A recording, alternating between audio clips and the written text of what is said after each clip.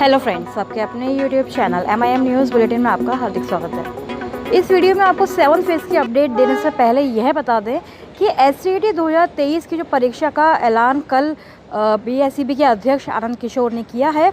उन्होंने यह चीज़ क्लियर नहीं की है कि सारे विषयों की परीक्षा होगी, लेकिन आपको ये डेट्स जो है वह देखकर पता चल गया होगा कि 6 अप्रैल 2023 से 24 अप्रैल 2023 तक ये जो परीक्षा की जो संभावित तिथि है, एक्सपेक्टेड डेट्स है, वह रखी गई है। तो इसी बात से हम लोग आइडिया लगा सकते हैं कि इसका मतलब सरकार 7वें फेज़ से पहले सभी विषयों के लिए SCET परीक्षा लेने जा रही है। और क्योंकि इतना लंबा शेड्यूल जो दिया गया है, उसी से हम ये अनुमान क्लियरली लगा रहे हैं, क्योंकि SCET अगर केवल कॉमर्स की बात होती तो 1 या 2 दिन परीक्षा होती, जैसा कि हमने पहले देखा था कि 9 सितंबर से परीक्षा ऑनलाइन माध्यम से शुरू हुई थी 18 सितंबर तक। लेकिन अब ये इतना लंबा शेड्यूल देने का मतलब यही है कि केवल आर्ट्स या कॉमर्स की बात नहीं है, सभी विषयों की परीक्षा जो है BSEB लेने जा रहा है अप्रैल के महीने में। तो इसलिए 7वें फेज़ के अभ्यर्थियों को अभी और ज़्यादा लंबा इंतज़ार करना पड़ सकता है, और कहीं यह ना हो कि 1-2 दिन में ये BTET यानी कि बिहार TET की भी जो डिक्लेरेशन है, जो घोषणा है, वह कर दें। तो इसके लिए भी अभ्यर्थियों को बिल्कुल सजग और सचेत रहने की ज़रूरत है।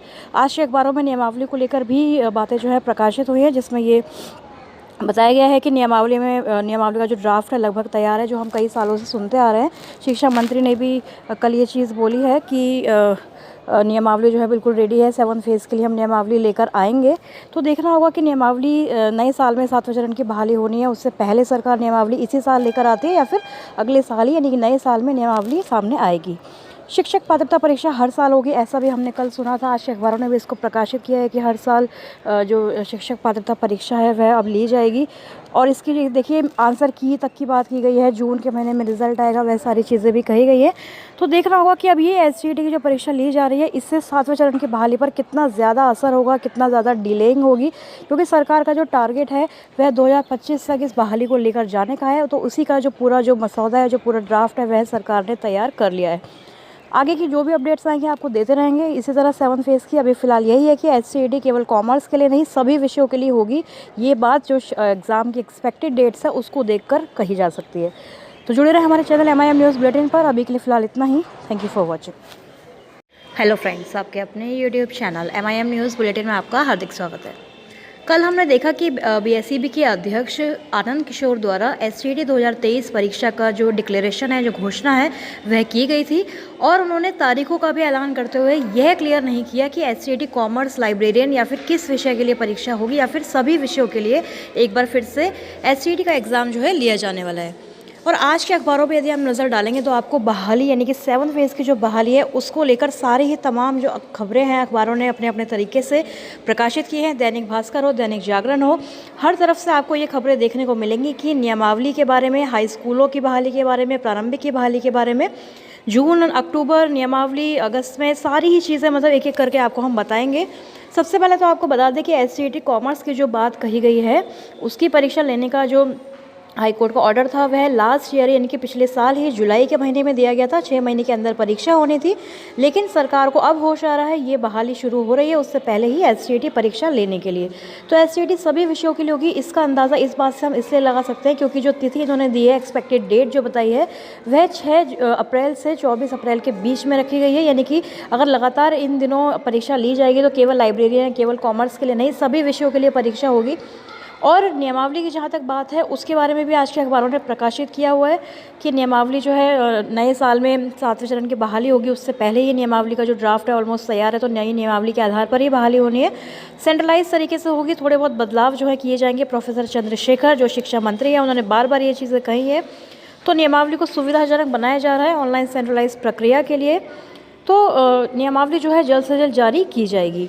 वहीं दूसरी तरफ आपको बता दें कि SCET के लिए आवेदन की जहां तक बात है तो वह फरवरी के महीने में शुरू किए जाएंगे। इसको लेकर भी अखबारों ने प्रकाशित किया है कि 1 से 14 फरवरी तक आवेदन लिए जाएंगे और 2 से 5 मई के बीच आंसर की जारी होगी और जून में जो उसका रिजल्ट है वह दिया जाएगा।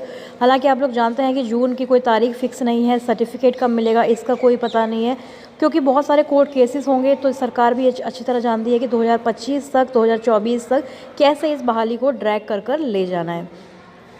वहीं जो एक बड़ी खबर एक्सक्लूसिवली दैनिक भास्कर ने प्रकाशित की है वह है हाई स्कूलों में करीब 1.25 लाख पदों पर जून तक और प्रारंभिक स्कूलों में 80,000 पदों पर अक्टूबर तक वैकेंसी आएगी। तो देखिए ये जो मामला था सीधा 6-7 महीने जो है आगे बढ़ा दिया है सरकार ने। दिसंबर में नोटिफिकेशन आने वाला था माध्यमिक का, उसके बाद मार्च के बाद प्रारंभिक का आने वाला था। तो ये सारी चीज़ों को बिल्कुल उलटफेर करते हुए अब सरकार ने एक नई जो डेट है वह अखबारों के ज़रिए प्रकाशित करना शुरू कर दिया है। जून तक ये वैकेंसी आएगी हाई स्कूलों में, जो कि पॉसिबल लग नहीं रहा क्योंकि जून तक तो ये रिज़ल्ट ही नहीं आएगा SCET का। उसके बाद 80,000 पदों पर प्रारंभिक में अक्टूबर तक वैकेंसी आएगी। तो किन कारणों से देरी हो रही है इसका भी हवाला देते हुए अखबारों ने ये चीज़ें लिखी हैं कि 7वें चरण की नियमावली को कैबिनेट से मंजूरी नहीं मिली। हाई स्कूलों में शिक्षक भर्ती के लिए SCET आयोजित होना है और अगस्त में राज्य में सत्ता गठबंधन में बदलाव के कारण शिक्षक नियुक्ति नियमावली अभी नए सिरे से समीक्षा की जा रही है। तो महागठबंधन की सरकार बनी है, इसलिए फिर से अगस्त में डिले हो रहा है और छठे चरण में कुछ इकाइयों में अभ्यर्थियों की काउंसलिंग अभी बाकी है। तो ये सारे हवाले देते हुए इन वजहों से जो है ये बहाली में देरी की जा रही है। तो फ्रेंड्स, इस वीडियो में फिलहाल इतना ही। आगे खबरों के लिए हमारे चैनल को सब्सक्राइब ज़रूर कर लें। Thank you for watching.